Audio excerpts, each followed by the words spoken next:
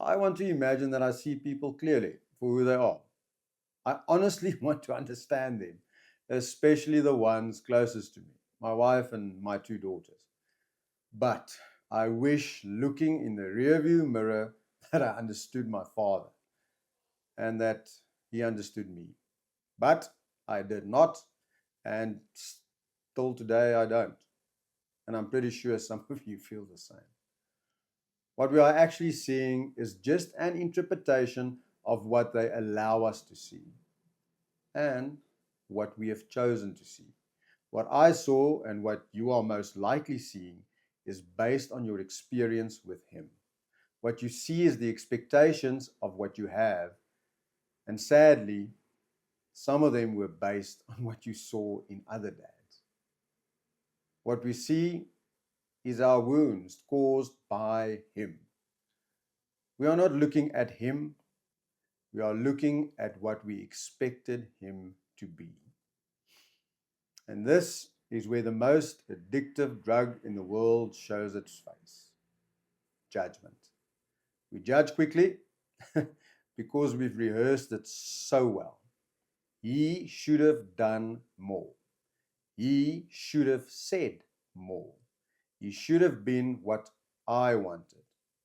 And we carry that for years. In my case, a lifetime. I've done it. Judged things I didn't understand. Expected things that I were never taught. Wanted something from someone who didn't know how to give it. And then something shifts. Usually, unfortunately, much later. For me, it took 47 years. You start seeing the person, not as your father and not as your son, but as an imperfect human being just like you. Does this fix anything? Absolutely not. My experiences and your experiences might have been completely different. And what you experienced could have been horrible and unbearable and maybe unforgivable. But you know what? That's okay. I have no judgment to give, actually, or advice. I have just me, this stupid camera, and experience. This is my experience. I only understood that when it was too late. My dad and I never had a real conversation.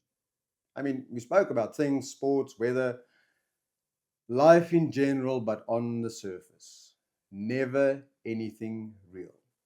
Never anything honest.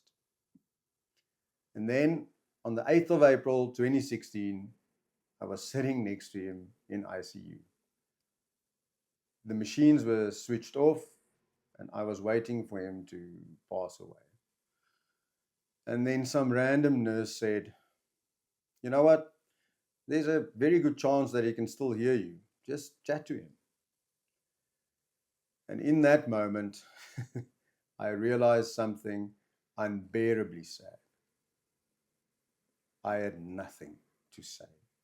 This was my first and last real conversation with my dad. What would you have said? I mumbled about that everything was going to be okay. I will look after mom, etc., blah, blah, blah. I actually mentioned something about his favorite sports team. Like, seriously. When you never had a real conversation in the beginning, you won't have one in the end. Weirdly enough, nothing changed for me during that period and actually for a couple of years afterwards. But something changed recently. I stopped seeing him as a role model. I started seeing an imperfect human that I suppose was trying in his own way, saying things the only way he could. Does this make what he sometimes did disappear?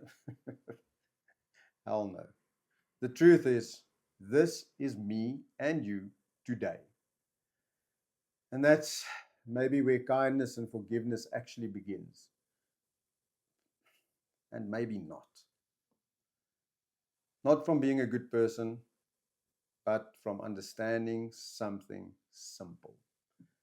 Most of us are just doing the best we can with what we have.